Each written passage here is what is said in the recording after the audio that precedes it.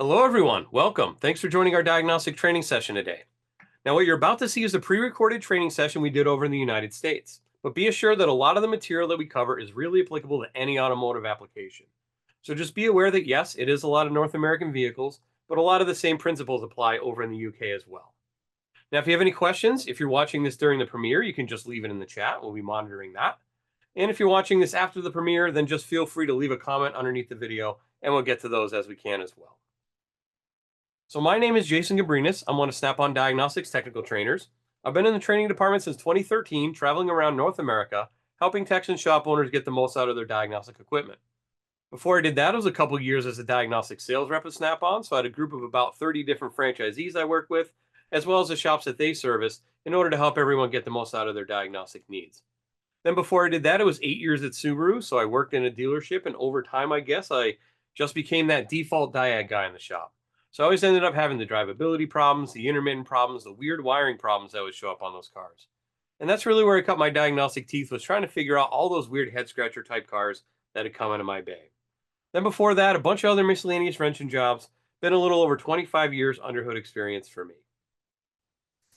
So our topic today is EV software functions. So we're going to talk a lot about the different functionality that you might need to use when diagnosing or repairing electric vehicles, right? Because they're not going away anytime soon, and they're getting older. So now they're starting to come out of warranty, and they're starting to come into shops, right? So you may see them. You may think you want to turn them away, but you might not need to turn them away. Maybe some specialized equipment, and you could find another profit center in your shop or something. But first off, let's talk about how an EV works at its base level. We'll talk about the components, right? So, of course, the battery, that's the main driving force behind it. It's going to be your power source. Battery cooling slash heating. So, pretty much any battery is going to need a cooling system. Sometimes they can also be used to heat up the battery in cold weather. Voltage converter, numerous different voltages needed to operate numerous different things on the vehicle. So it needs to convert voltages, high, low, and otherwise. There's a regenerative braking system on there, takes the rolling inertia of the wheels and transfers it back to charge the battery. And of course, the electric motor, which drives the whole thing, and the charger, because we do have to, of course, charge the battery. Now, before we continue, we also have to make sure we're playing safety first, right? There's very high voltage in these systems, upwards of 400 volts oftentimes. It's not just a 12-volt system. 300, 400, 500 volts, depending on the manufacturer and the battery pack. So the high voltage system may remain powered up for up to 10 minutes after the vehicle is shut off or disabled. Prevent serious injury or death from severe burns or electric shock. Avoid touching, cutting, or opening any orange high voltage power cable or high voltage component. That's generally a good rule of thumb when you're working with hybrids or EVs. If you don't know what you're doing, stay away from the orange stuff. Bright orange, can't miss it under the hood. Now, over in the North America, I was going to say the United States, but North America, I think pretty much as a whole, there really isn't much for certification when it comes to EVs, especially in the United States. There's no certification needed to work on it. So if you just say, I want to work on EVs one day, you can. You probably should get some more formalized training than just this overview we're talking about right here. But there really is no certifications or anything like that. Some people say, take a course. There's a few different places that you can go and take courses on it. I don't think it's necessarily like a certification because there's no real federally recognized certification. Other people I've talked to say, hey, just, go take the ASE test for EVs. And you should at least have some good background at that point. If you can do the study guides and everything like that, you should have a good background. But nothing to be afraid of because the 12 volt systems in the vehicles still work too. And they still work the same way as they do in 12 volt systems in other vehicles. So your HVAC systems and your seats and your body controls and your lighting and all that other stuff that runs on 12 volts. So still a lot of repairs to be had. Plus, they wear through tires faster and they wear through brakes usually faster as well, just because of the weight, extra added weight of the battery. The battery in an EV versus a battery in a hybrid is just basically how big it is. They are all multiple small low voltage batteries linked together in series. Sometimes they're in like compartmentalized with like a pack of 8 batteries to a pack or something like that. But they're all going to be linked in series to get us this 3, 4, 500 volts that we need in order to drive the vehicle down the road. Many different chemistries out there. The main two you're going to run into is a nickel metal hydride or some sort of a lithium ion type battery out there. The EVs have large packs. They are quite heavy. Oftentimes they are structurally part of the vehicle as well. You can see on this one, you can see there's a lot of, oops, stealing my thunder there, but you can see it looks like some frame pieces over there on the side. We even have some pieces of the rear suspension in there as well. So oftentimes part and parcel of the actual structure of the vehicle, which means I may need something a little more heavy duty if I'm going to remove the battery from the vehicle. So we just came out with this last fall, I believe it is, and it's a lifting table for EV batteries. Mainly, it can be used for other things, but mainly designed for EV batteries. And you can see it's got a gap in the plate there, and then it's got a little pin plate on the top where you can bolt in some adapters. So in this case, this looks like it is a structural battery. So it is bolted in 4 corners, and then it has these other pads kind of in the middle to hold everything up. But it does look like it is bolted right to that battery pack. So I can pop out the bolts on the mounts, and it should be free, and then it'll just hydraulically lower it down. So pretty helpful, I would say, in those situations where you need to remove or install a battery pack. Not necessarily something you might want to do, but there are people out there that do, and they'll rebuild the packs. Because really what you need to do is, if you do have a failed pack, sometimes maybe you just get a little bit of corrosion on the bus bars or something like that. You can clean it off. Sometimes it's just 1 or 2 cells fail, and then you can just find the cell, pull the cell, replace it with a new one. I will show you a little bit later when we get in on the tool where you can look in the software and see the different cell voltages and the amp hours available and things like that. Early on, it was mostly cylindrical battery packs, kind of like this one right here.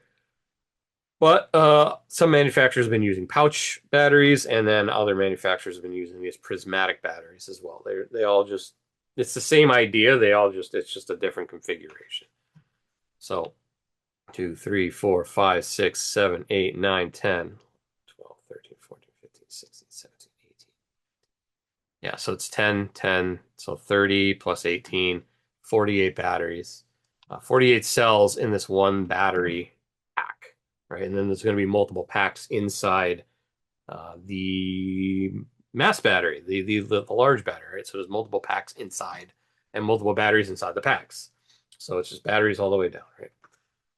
All right, battery heating and cooling. So batteries definitely need to be cooled to maximize performance in life. There's going to be a sweet spot of where the temperature needs to be in order to be the most efficient charge and discharge for the battery. And then, like I said, not every manufacturer, but some manufacturers do also offer a heating. So if it's in a cold climate, it can heat it up to that optimal temperature that it needs to be at. Now, 3 methods are used across between EVs and hybrids. Passive air cooling, I don't think you're probably going to see that in an EV at all. Active air cooling would be where it uses a large blower fan to blow over the battery. That's probably exceedingly rare in full electric vehicles as well. What you're mainly going to find is liquid cooling in there with a coolant and everything. So we can see here where we have the coolant flowing through, picking up the heat, and then going out and dispersing. Now, I was also reading a little article today that a lot of it comes down to the adhesive as to make it more efficient with cooling. So depending on your adhesive and the values of the adhesive and the chemical properties of the adhesive, because all these battery packs are stuck in the base plate of this battery, and then everything kind of gets welded together. So one thing I was reading in that article is, yes, it does make a difference, but 2, the other side is if I go for disassembly, sometimes depending on what the adhesive is, makes it more difficult to disassemble. So there's those trade-offs there, right? But they do definitely have a cooling system because, like I said, the efficiency of the battery is good in a range of temperature. Liquid cooling can also warm the battery if needed. Like I said, coolant must contain deionized water because we want it to be as little of a conductor as possible, and if it's not deionized, it can carry electricity a lot easier. So any coolant you will find for like an EV battery pack should be, with that deionized water in it. Coolant will either be warmed or chilled in this point. At this point, we have a heater here and we have a chiller there, and it just kind of depends on which way it goes through. It's an electric water pump, and the water pump runs off the battery pack too. So that can be a higher voltage water pump than you might be used to at all. Because oftentimes you're not necessarily even dealing with an electric water pump. I guess now more often they're even on internal combustion engines, they have electric water pumps, but and it will more than likely have a radiator, just like an internal combustion engine vehicle, because we got to dissipate that heat somehow. It's got to go somewhere, so it'll just use the radiator, radiate it out. Also need a converter, inverter, all sorts of verter. Converts AC to DC, high voltage to 12 volts, 12 volts to whatever else. Reverses the step up to charge the battery while braking as well. So when we're doing the regenerative braking, it's going to take that and turn it into a higher voltage to charge the battery, and so on and so forth. So here's just kind of a block diagram of what you might see. Here's your control unit there. High voltage joint box goes out to the high voltage battery. Battery management system ECU tells available power and state of charge to the control unit here. Low voltage control unit, 360 to 12 volts in this case. Brake switch, shift lever, just a lot of inputs so it knows what's going on. And then it works its magic within and changes the voltages, inputs and outputs, and changes the direction that it flows. Regenerative braking system is going to transfer the energy from braking to charge the battery. So we have a rotational energy when the vehicle is driving. You lift off the accelerator in some vehicles, and it just almost brings you to a stop just using that. I use the electric motor to brake, and in that case, the motor becomes a generator in that instance. And hydraulic brakes are still used in that case when I want to come to a complete stop, like at a stop sign or a stoplight or something. It still would use the hydraulic brakes to stop the wheels, but the regenerative braking does a lot of the slowing down. Then we have the electric motor package with all the control modules and et cetera kind of mounted to it. It's got a bunch of ECUs on here, and then there's the actual electric motor in there, and then there's a gear set in there as well. Used to drive the wheels, of course. This takes place with your engine. Used to charge the battery during regen braking. Most are a three-phase AC motor, so you will see three-phase AC going in here as well as DC. Another thing to note is notice how this kind of sort of looks like a gasoline engine, right? That you might see in like a gasoline engine powered vehicle or even a hybrid vehicle, right? So oftentimes when manufacturers have like the same model that might have different powertrains, that way they can just kind of swap them out for whatever vehicle they're building that day. So one example is the Hyundai Kona. So it can be available with a gasoline engine only, or a gasoline hybrid, or a full electric powertrain. So in that case, they can just swap out the package to whatever they need in that particular vehicle. So that's why in this case, it looks an awful lot like a gasoline engine when really it's an electric motor and all the other stuff that goes with it. In order to report to the computer where which way the motor is turning and how fast and all that, we have what's called a resolver. So it works kind of in reverse of what you would think like a DC brushless motor works. Right? So it's got 3 circuits or maybe more, and it reads this permanent magnet rotor that is pressed on the end of the shaft. And then the stator stays stationary, and that is big old electromagnet, and it just generates a voltage depending on where this is in rotational space. So it works on the same principle as a lot of other things on a modern vehicle. So you may need to do a reset relearn on that component. We'll see one in a little while when we go live on the tool. But here's the traction motor here. You can see how it has the motor control unit, then sends the 3-phase electricity over there, and just like a DC motor, it has a UV and W circuit, so that's common in a 3-phase motor. We got positive and negative on the resolver, and then we have the actual resolver signals. There's 4 of them in this case that would go back to the controller.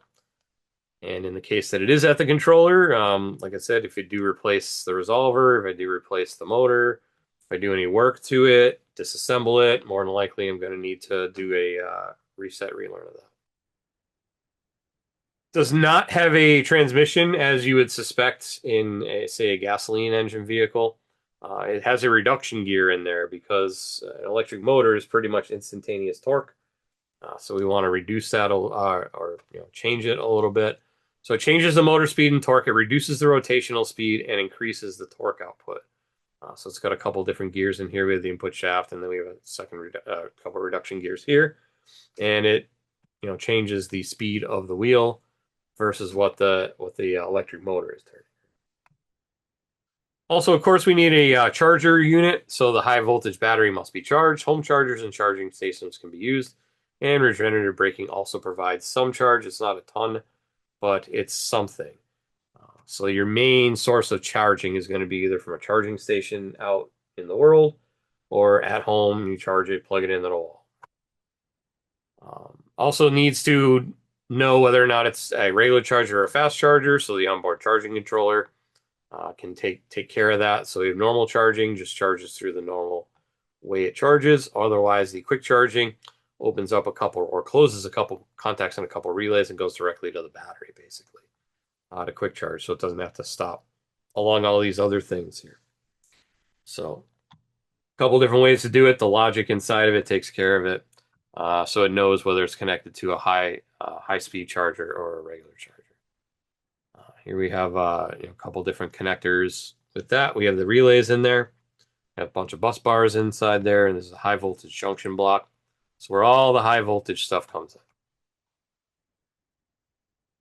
Now, when it comes to diagnosis, due to the complex electronics that are in there, diagnosis is usually done with a scanner. Even the OEM says go in and check these different values. So this is an example. Monitor the data, monitor current data on the GDS, which is their scan tool. Refer to the image below, and then you check in all these red data parameters and see what they are versus what they're supposed to be. As we said before, high voltages require caution working on many components. Like I said, over in the United States, there's no certification. Over in Europe, they do have certification for it. So they're a little more stringent over there, which is fine. 12-volt systems can be diagnosed like any other vehicle. Component testing, same idea. Due to complex electronics, you're probably not going to be using guided component testing for this. You're going to be using the scanner mainly for this.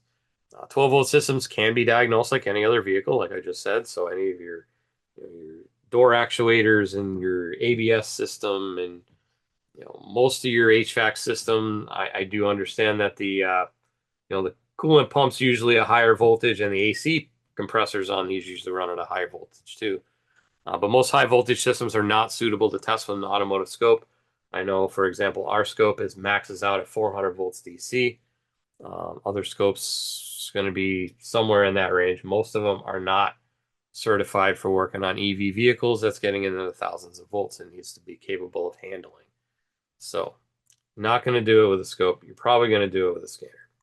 So let's talk about some of these scanner things that we can do, because it is EV scanner functions after all we're talking about, right? Oops, that's from earlier. We're going to start at the beginning. We're going to start with a Mustang Mach-E. And we're going to come in here and we're going to go into the scanner and we're going to see what we have. Now, normally on an internal combustion engine vehicle, you'd of course see engine, transmission, and all that up here. Well, it doesn't have an engine or a transmission. So, of course, that's not going to show up there. Of course, we do still have the ABS, the airbag, occupant classification, trailer, tire pressure, all the ADAS stuff, all the AV stuff, body controls, all that stuff. But if we come down here under hybrid and electric vehicles, where we're going to put all that stuff. So first off is the electric motor. And we do have a test or two in here. So under special functions is a PMI. That's just if I replace the module. Output controls are going to have the coolant pump, coolant bypass valve, cooling fan speed, and grill shutters. Through that are your functional tests. And then as far as the battery is going to be where most of the stuff, I would believe, you're going to be spending most of your time in diagnosing an EV. There's a lot of data in here you might need, and then there's also maybe some tests that are in here that you might need, or resets. So Ford calls it the battery energy control module. Every manufacturer calls it a little something different, but usually the word battery and control are in there at least. So you can kind of figure out what they do. So I'm going to go under special functions here. And this is battery energy control module battery health test. So this procedure should only be used for diagnosis of battery electric vehicle high voltage battery conditions as directed by a specific diagnostic or repair procedure. This procedure displays the following data necessary to support replace and repair decisions and diagnosis and repair for the high voltage battery. Individual cell group voltages and capacities, module temperature sensor readings, pack level stated charge capacity and degradation, target charging voltage code for module replacement repairs. Following conditions must be met before the test can continue. Ignition must be on, key on, engine off. Vehicle must not be plugged into a charger. All vehicle accessories should remain off. Continue. And then it's going to give you where you can do a full cell list and then each of the different battery modules. Because remember how we have the small batteries and modules and the multiple modules in the vehicle. So if I go to the full cell list, it's going to give me each cell's capacity remaining and each cell's voltage. Of course, this is a simulator, so it's going to be weird looking data, but you get the gist. It's going to give you the current capacity in amp hours, and then over here is going to be your voltage down to 3 decimal points. The rule of thumb, I think, is only just a couple of tenths off between cells. Will tell you whether or not you have a bad cell. And then also has a couple PIDs for thermistors. So I could look at this and see, okay, which of these voltages is too low, too high compared to the other ones. Because they're probably all going to be within very small increments of each other. As long as everything's working the way it should. And then if I wanted to go into just one of the modules, and it'll say, you know, eight cells in that one module. That has a thermistor in it. And then I backed out too far. So module 2. There's those. Continue. Module 3, same deal. I'll just go through the different packs, right? So you'll be able to see that, and you can just pick the ones you want. And then if I go into back way out, and let's see, secondary OBD control module A. Now it's not OBD2, it's onboard diagnostics for the vehicle. So OBD, of course, does stand for onboard diagnostics. I go in functional test battery charger cord lock request. So that's just a functional bidirectional control on and off. And then if I come down, I think it's C also has one. And that is the hybrid EV battery pack coolant control valve A control circuit. So it can turn on the coolant control valve for the battery pack. On or off. All right, and I don't think we have any, no guided component tests for the electric. All right, next one, Hyundai Kona. Actually, let me back out of that car and ID it from the beginning, because that'll make my point. It was a 19 Kona. And, oh, Hyundai, not Kia, but Hyundai Kona. Kona or Kona EV. All-wheel drive, we'll say. Yeah, so it's got an electric motor, a 1.6 or a 2.0 available. So 3 different engines, same body. So the electric engine will just swap right in. Give you a little warning, high voltage batteries. And once again, you got your anti-lock brakes, airbag, all that stuff up top. Then if I come down here, we got motor control unit. Electric water pump control in that one. And then as far as functional tests, forced radiator fan. And then if I come down to the battery management system, got system tests. So we got a high voltage battery health check. So that is an automated test we came up with a couple of years ago. And what that does, it gives you a state of charge, state of health. And then if I hit continue, it gives me a pass fail. Of course, it's fail because it's 0. If I continue on, the next step is going to be my max cell voltage. minimum cell voltage, and which cell number corresponds with those. And I could print that out if I needed to. Um, Also have an isolation breakdown detection function, so the isolation in between the electronic components, whether or not that has broken down. State of charge calibration. This needs to be done after replacing the battery. And it just goes in and just resets it back to a known value. Same with state of health. Replacement of battery management system module for replacement of a module, reuse of an old module. Verification of the initial degradation operational value during high voltage battery degradation. And for checking required functions perform in accordance with that. And it just, once again, that's a simple reset. Now, if I want to go into data, it's going to be very similar to the Mustang. Got different temperatures, and it's got my cell voltages. And in this case, it's odd numbers on the left, even numbers on the right. Does not have amp hours in this case. And then the different module temperatures.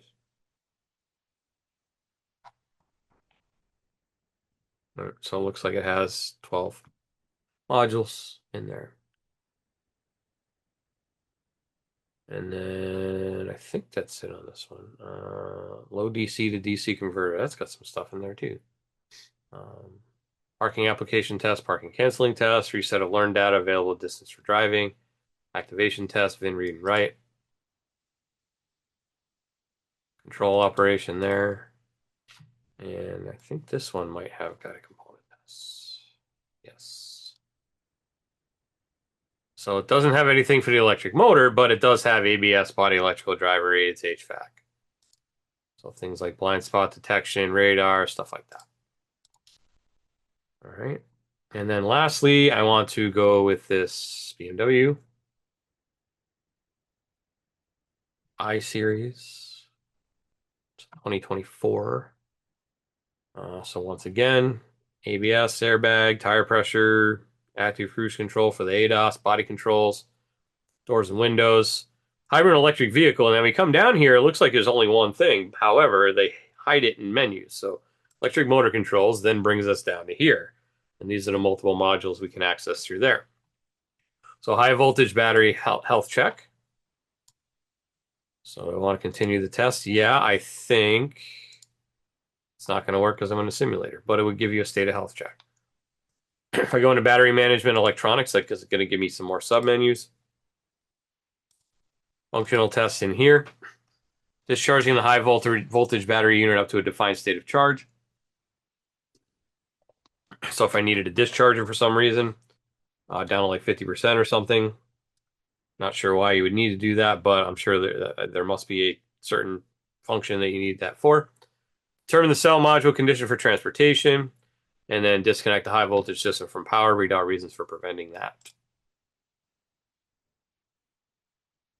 And actually, let's check the data on that one too. So that's going to be charge state, single cell voltage max, contact temperature, etc. It's a small amount of data because that is not the actual battery. Combined charging unit. So we'll just pick one. Functional tests, special functions. So I'll have your electric fan, radiator blinds, fill and bleed cooling system. That's important, right? Because most EV systems, they're all sealed systems, so they might need you need to do a fill and bleed routine. I don't know if this will let me go how far it'll let me go. This is bleeding high voltage system must be de-energized and secured against unauthorized recommissioning. I need to do all that stuff. Risk of damage on auxiliary electric heater.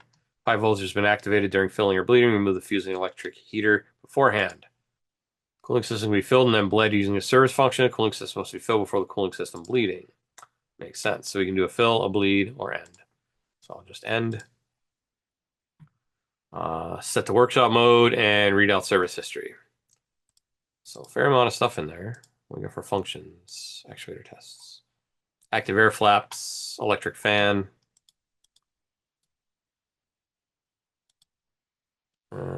Electric machine electronics. I think that's what they consider the motor. That's just a reset ECU in that case. Let's try this too. Different variant. Teaching the rotor position sensor. There we go. So on certain variants, if you replace the rotor position sensor, which was that thing I showed you before, you might need to teach that in. Automatic communication checks. Okay. This one definitely doesn't let me go all the way through it. So I would hit teach in. I need to make sure. Actually, I can just do it. You need to make sure you meet all these parameters. Now, drive position P, high voltage system active, high voltage battery charged, charging cable unplugged, and the hood needs to be closed or bonnet, right? That's these things, whenever you do functions like this where it gives you the parameters on the screen, it will fail the test or it won't even let you start the test sometimes if any of these are not met. So in the example of the hood being closed, well, sure, but on a Volkswagen, can't do any tests without the hood open on many of them. So you just got to always make sure you're checking, reading the screen, and making sure everything's okay. You know, transmission oil temperature needs between 0 and 55 Celsius. And then when I hit next, it's just going to say it failed because it's too cold and that's not in park. And that's just going to put me in a loop. So that is all I needed to show you on the BMW anyway. So good timing. So that is EV scanner functions. And I'm, of course, just scratching the surface on the capabilities. If you do have a Snap-on tool, rest assured it's included in the software. No additional fees needed to work on EV vehicles. So that's always nice. Like some other companies might charge you extra to activate the EV software. We do not. It's all built in. And it's got pretty darn good coverage, as you can see, evidenced by what we just looked at. So that is EVs, scanner functions. And with that, that's our time here today. So make sure you tune in for new diagnostic content every week. We'll be premiering a new video every Wednesday at 7 p.m. UK time, so make sure to check it out here on our YouTube channel. Please make sure you also subscribe, thumbs up, and ring that little notification bell so you'll know anytime we post new content. With that, time for questions. Now, if you have any questions, once again, if you're watching this on the premiere, just leave it in the live chat and we'll do our best to answer those. Otherwise, leave a comment under the video and we'll get to those as we monitor those comments as well. So I'd like to thank you for taking a little bit of time out of your day to learning a little bit more about how you might be able to be more efficient at diagnosing vehicles using some of the information that we've been giving you today. Hopefully we'll see you next week and we'll see you on any of our other videos. Have a good week, have a good night, and take care.